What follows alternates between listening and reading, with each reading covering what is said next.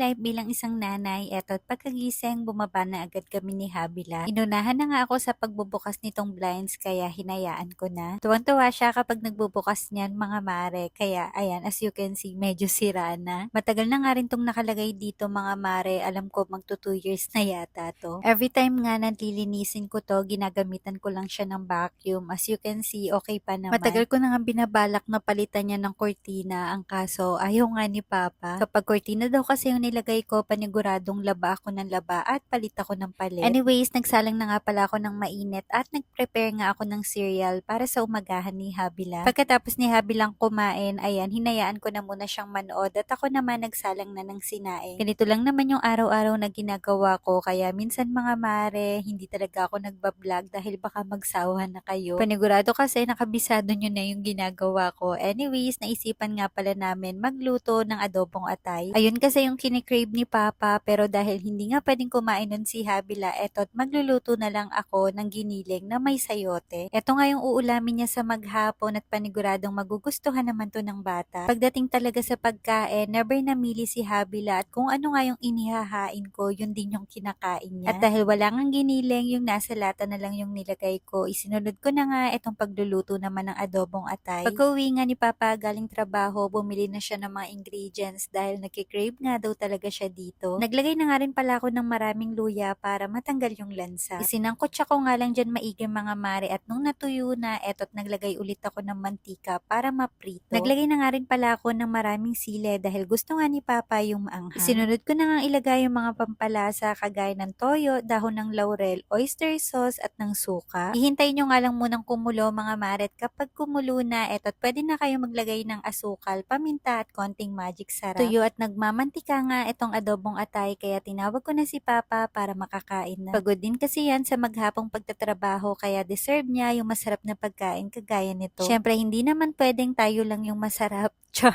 dapat yung niluluto din natin. Anyways, pagkatapos nga ng mga gawaing bahay, naligo na kami ni Habila at pinatulog ko na siya. Magtatrabaho na ako kaya ayan, nagtimpla na ako ng kape ay sinunod ko na nga yung pag-unboxing. Pagkatapos ng unboxing, mag-e-edit at voice over. Ganun nga yung ginagawa ko sa maghapon mga mare. Sinusulit ko talaga yung pag-voice over lalo na kapag tulog si Habila. Hindi kasi ako makakilos mga mare kapag gising siya dahil napakaingay nga ng bata. Kapag bumababa naman ako, sumusunod siya dahil ayaw niya nga nang naiiwan dito sa kwarto. Pagkagising nga ng bata, ayan, hiniram niya yung damit ko. Akala ko nga kung anong gagawin, biglang umupo dito sa aking working area at bigla akong ginaya. Tawang-tawa nga ako dahil kuhang-kuha yung ugali ng mare nyo. Char.